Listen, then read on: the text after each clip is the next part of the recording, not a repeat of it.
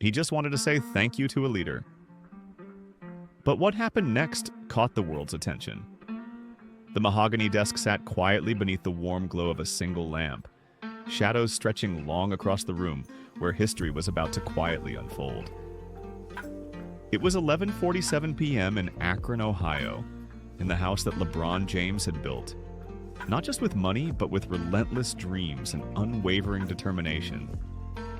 The city outside was wrapped in the stillness that only comes when the world finally falls asleep. But LeBron wasn't sleeping. He couldn't. For 3 weeks, something had been pressing on his mind, an unshakable weight. Every time he scrolled through his phone, every time he watched the news, every time he saw another headline about African leadership or young presidents making impossible decisions in impossible circumstances, one story kept returning to him. A face that had embedded itself deep in his consciousness and refused to let go. Ibrahim Traoré. At just 34 years old, the President of Burkina Faso was navigating his country through storms that most couldn't imagine. Terrorist threats, economic turmoil, relentless international skepticism.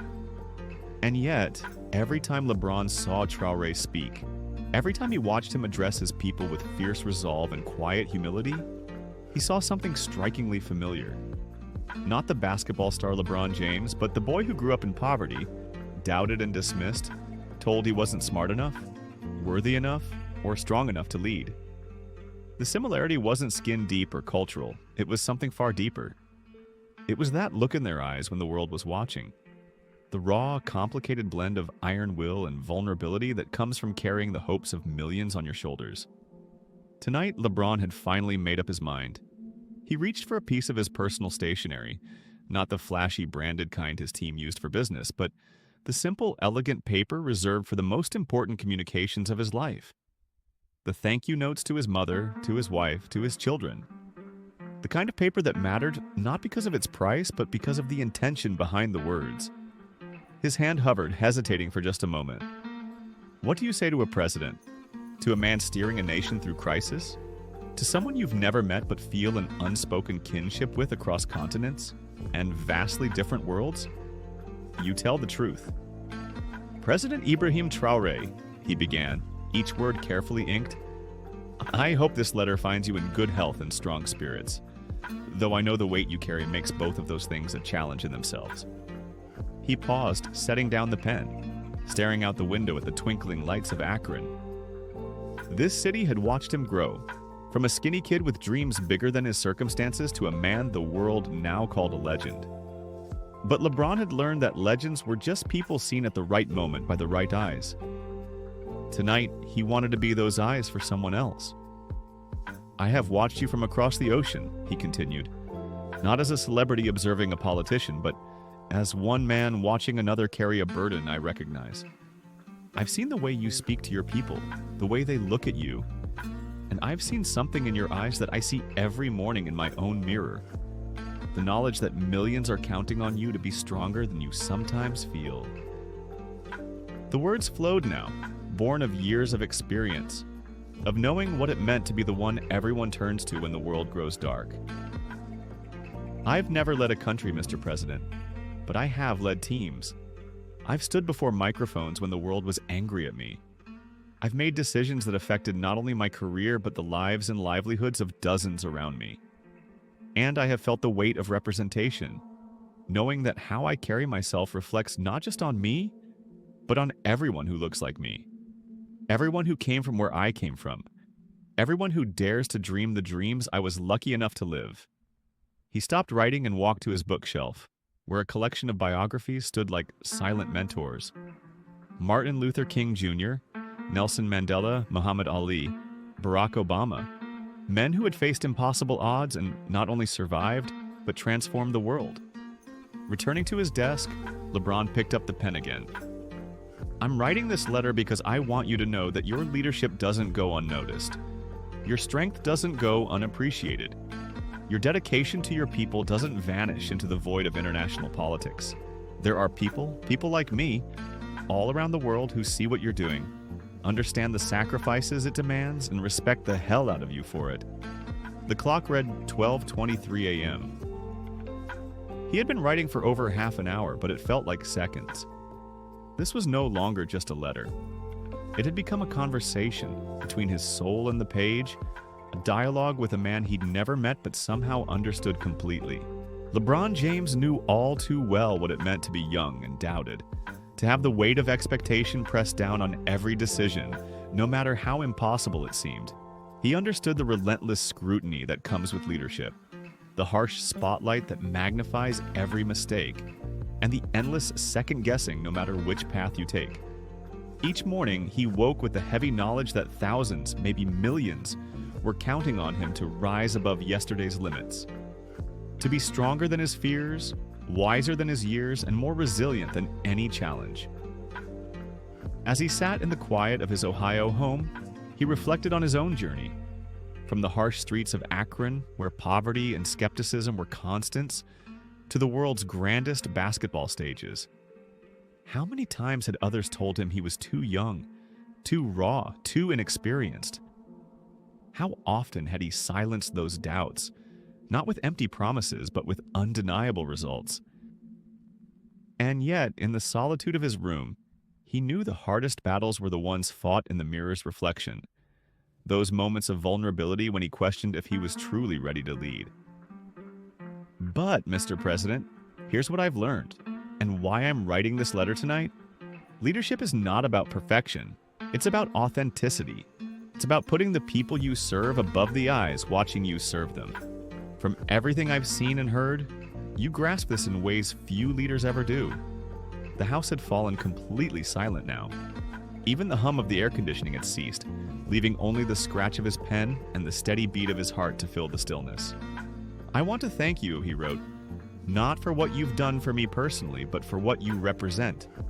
For the young African leaders who see your example. For the children in Ouagadougou who see their president and understand that leadership can look like them. For the parents who point to your image and tell their children, greatness wears many faces. For everyone across the globe who believes authentic leadership still exists. Almost done, but there was one more truth LeBron needed to share. One final, unshakable reality. I also want you to know that you are not alone. There are people all over the world, people you may never meet, names you might never know, who are cheering for you, who believe in your vision for your country and your continent. They support you not because of politics or economics or international headlines, but simply because good leadership deserves our respect and solidarity.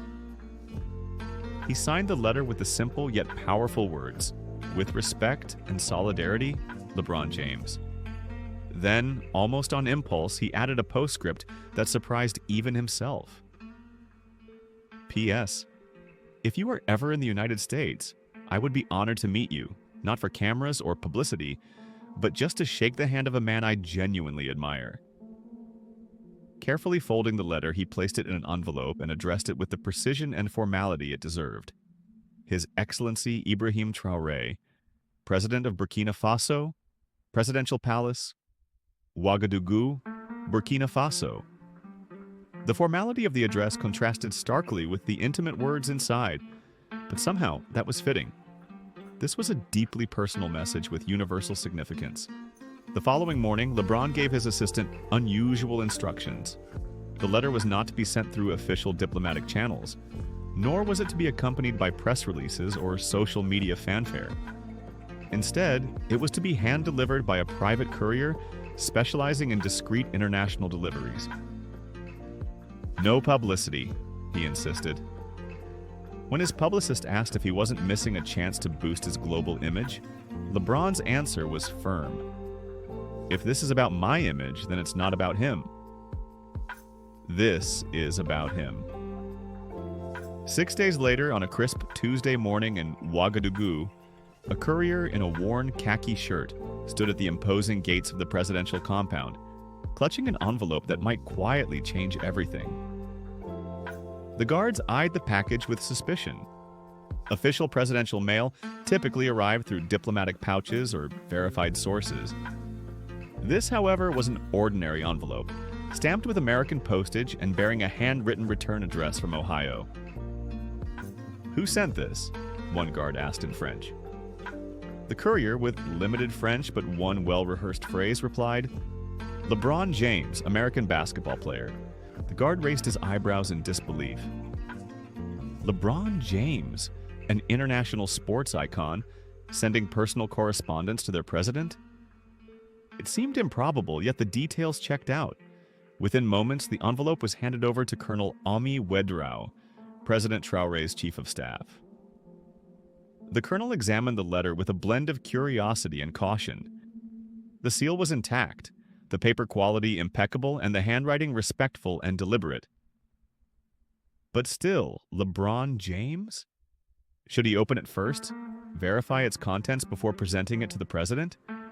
Ouedraogo asked his security chief. The reply was swift and sure. No. If it's legitimate, the president should read it himself. If it's not, we'll handle it accordingly. But let's not assume the worst about a letter from one of America's most respected public figures. So the envelope made its way to President Traoré's desk, where it sat unopened for the next 6 hours as he tackled more pressing matters. A security briefing about terrorist activities in the northern provinces, a meeting with economic advisors regarding international sanctions, and a video conference with leaders from neighboring countries discussing regional stability filled his demanding day. It wasn't until nearly midnight that Traoré found himself alone in his office. The day's crises had finally been managed, the immediate fires extinguished. He loosened his tie, poured himself a glass of water, and his eyes fell on the American envelope resting quietly among a stack of official documents yet to be reviewed. The return address caught his attention immediately. LeBron James, Akron, Ohio, USA. He had heard of LeBron James, of course. Even in Burkina Faso, despite all the political and economic challenges facing the country, people knew about the American basketball superstar. LeBron's success story, rising from poverty to global fame, resonated deeply in a nation where many young people faced similar economic struggles and dreamed of comparable transformations. But why would LeBron James be writing to him? Traoré opened the envelope carefully, almost reverently. Inside were 3 pages of handwritten text on elegant personal stationery. The handwriting was neat and thoughtful, clearly written by someone who had taken time and care with every word. He began to read. By the end of the first paragraph, he was sitting straighter in his chair.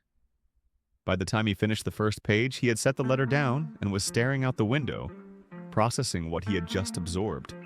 By the end of the second page, tears welled up in his eyes, and when he finished the entire letter, he was overwhelmed by an emotion he hadn't felt in months.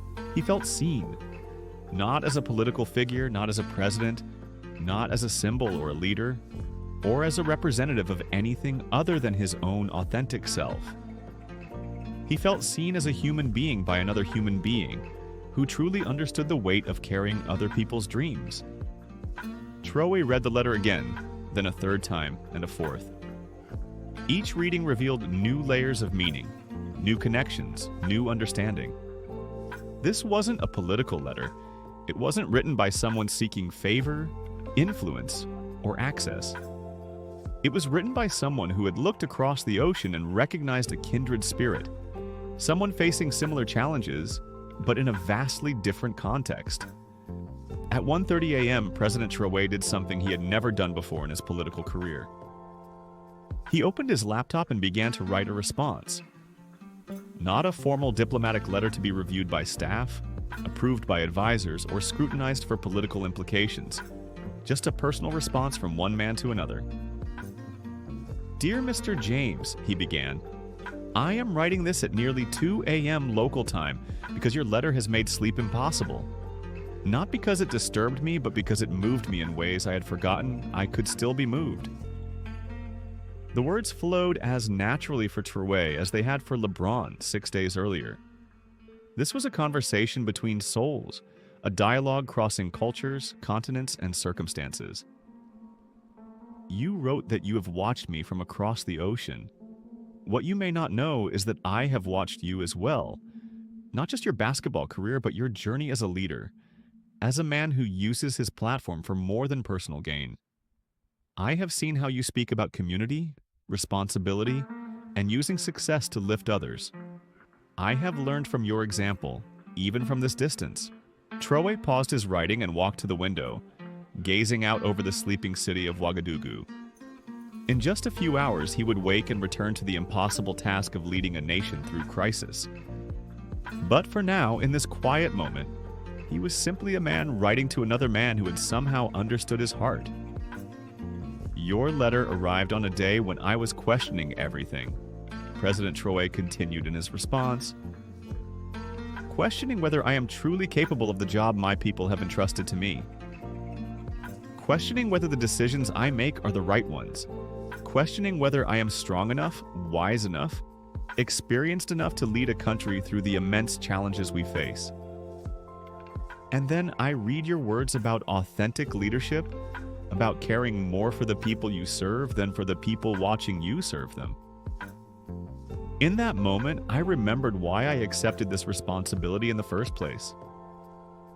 The clock on his desk now showed 2:15 a.m., but Traoré was fully awake, fully engaged in this unexpected conversation with a man he was beginning to consider a friend. You thanked me for what I represent, he wrote, but I want to thank you for what you have given me tonight. You have given me the gift of being seen, not as a president, not as a political figure, not as a symbol of anything other than a man trying his best to serve his people with integrity and authenticity. In a world where everything is political, where every action is scrutinized for ulterior motives, where every decision is questioned and criticized, you have given me the rare gift of simple, honest recognition.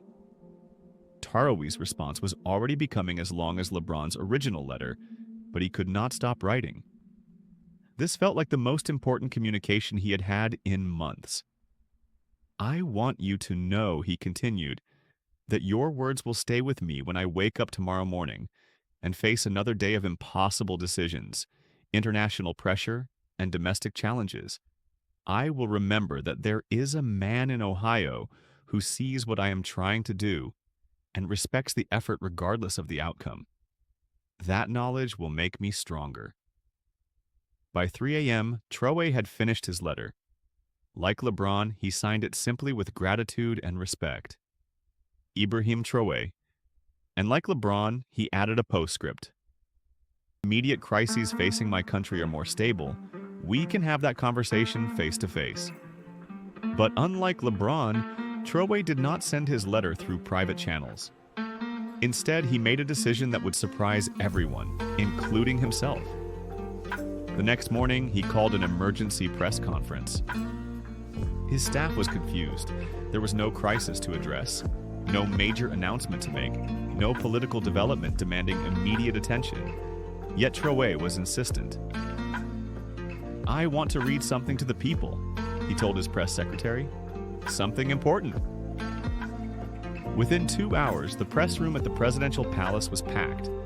Local journalists, international correspondents, bloggers, photographers, all wondering what urgent matter required such immediate attention. Traoré walked to the podium carrying 2 pieces of paper. The room fell silent.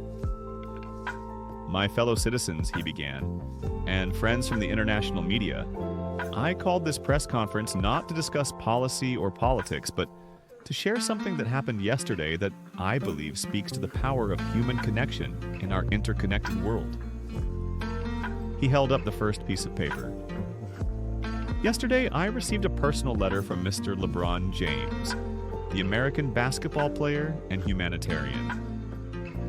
He wrote to me not as a celebrity seeking publicity, nor as an American pursuing political influence, but simply as one human being reaching out to another in a genuine gesture of recognition and respect. The room buzzed with surprise. LeBron James had written to their president. Why hadn't they heard about this before? Was this some kind of diplomatic initiative? Traoré raised his hand gently to calm the murmurs and said, I want to read his letter to you. Because, he explained, in a world too often focused on what divides us, this letter reminds us of what unites us. It reminds us that leadership is universal, that respect transcends all boundaries, and that sometimes the most powerful gestures are the simplest ones. Then, word by word, Sentence by sentence, President Ibrahim Traoré read LeBron James's entire letter aloud to the gathered press, and through them, to the world. The room was utterly silent throughout the reading, hanging on every word. When he finished, Traoré carefully set the letter down and looked directly into the cameras. "This letter," he said, "represents something beautiful about our world.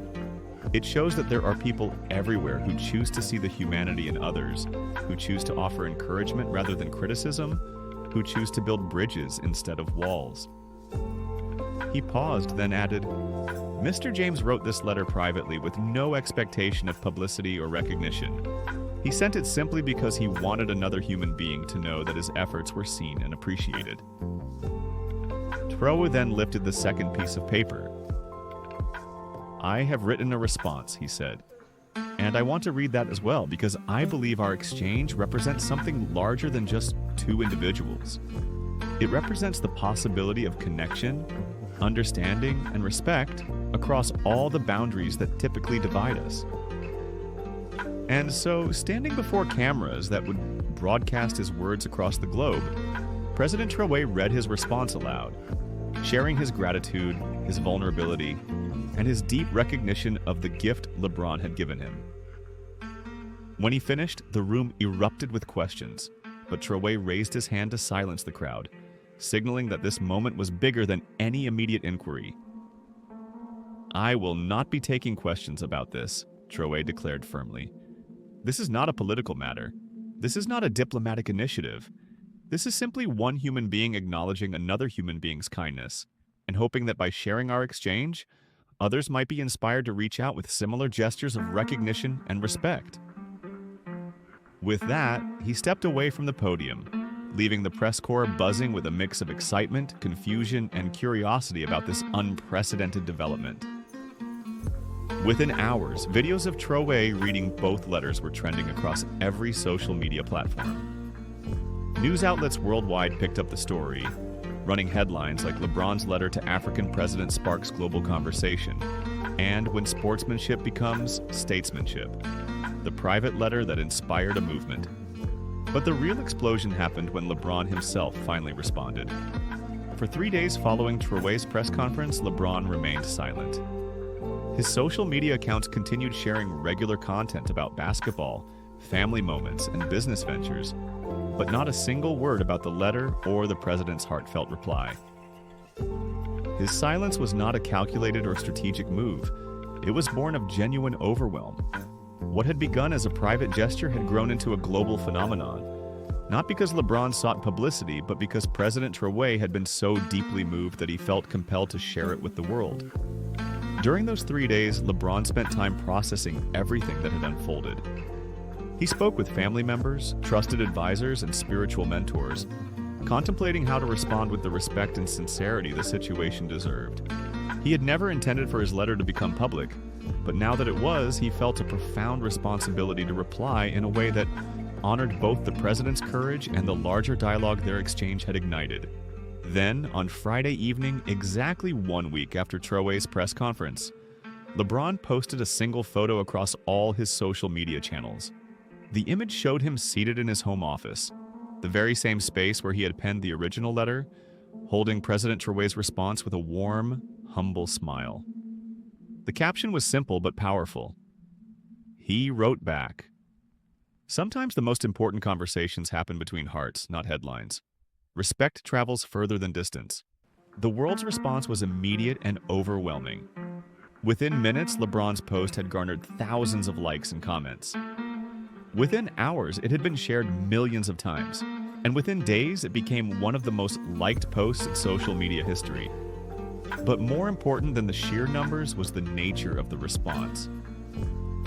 Comment after comment expressed deep gratitude for the example set by both men. People began sharing their own stories of reaching out to leaders, teachers, and community members they admired. The hashtag #Letter of Respect began trending globally as individuals posted photos of letters they had written to people who inspired them. A teacher in Detroit shared a picture of a letter she had penned to her principal, thanking him for his unwavering support during a challenging year.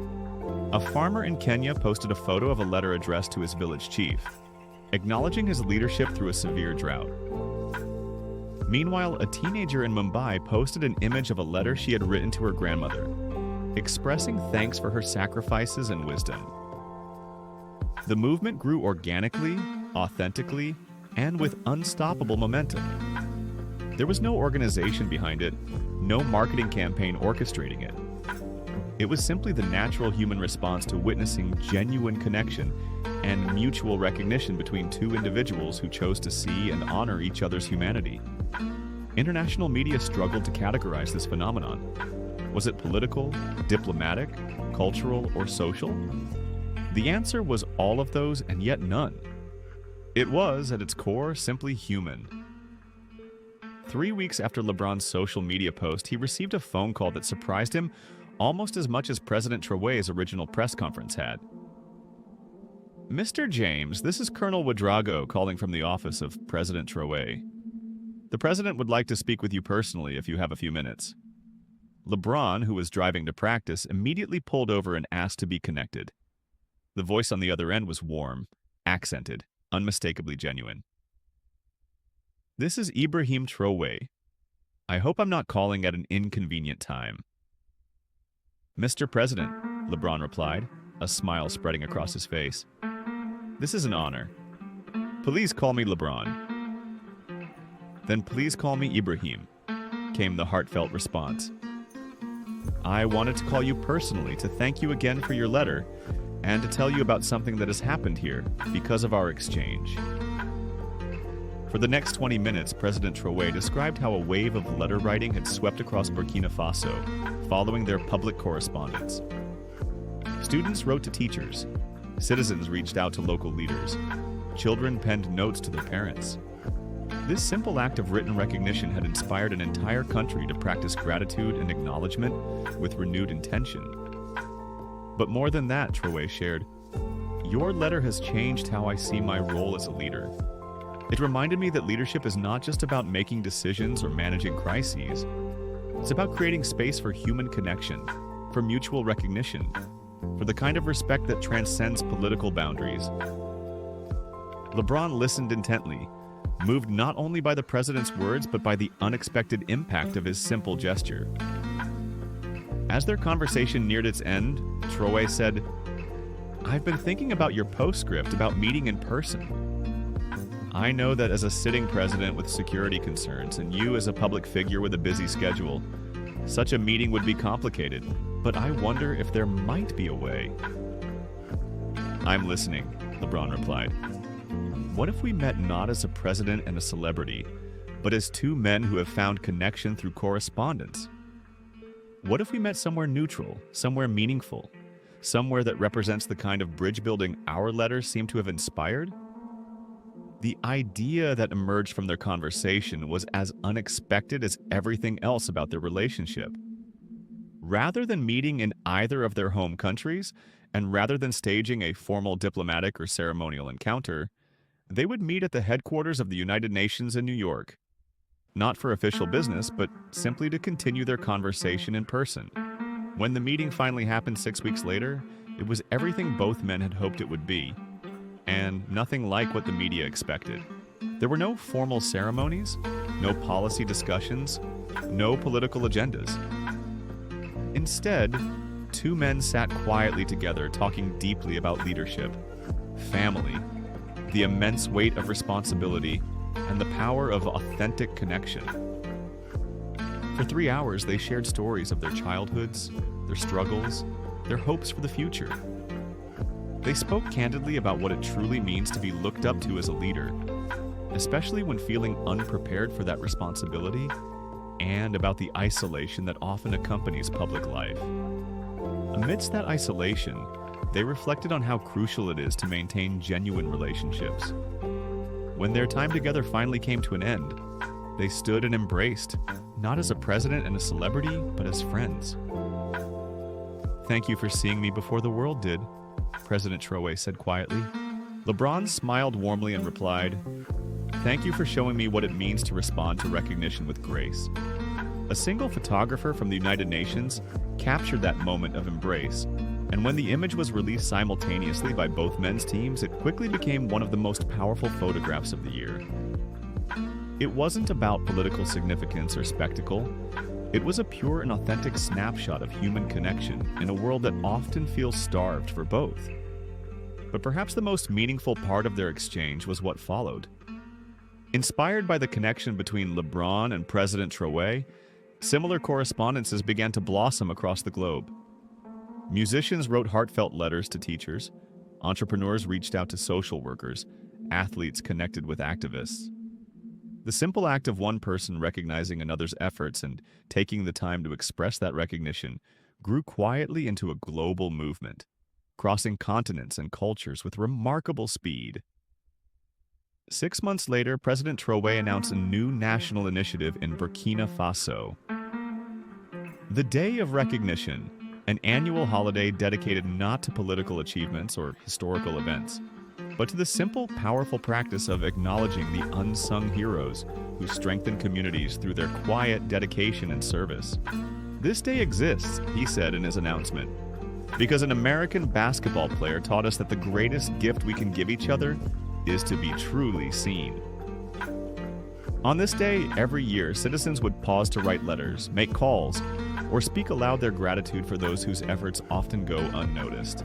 Within that same year, the initiative was adopted by 3 other African nations and sparked similar programs in South America, Asia, and Europe. What began as one man's private letter to another had blossomed into a global recognition that human connection and mutual acknowledgement are not mere niceties. They are essential pillars of compassionate, resilient societies.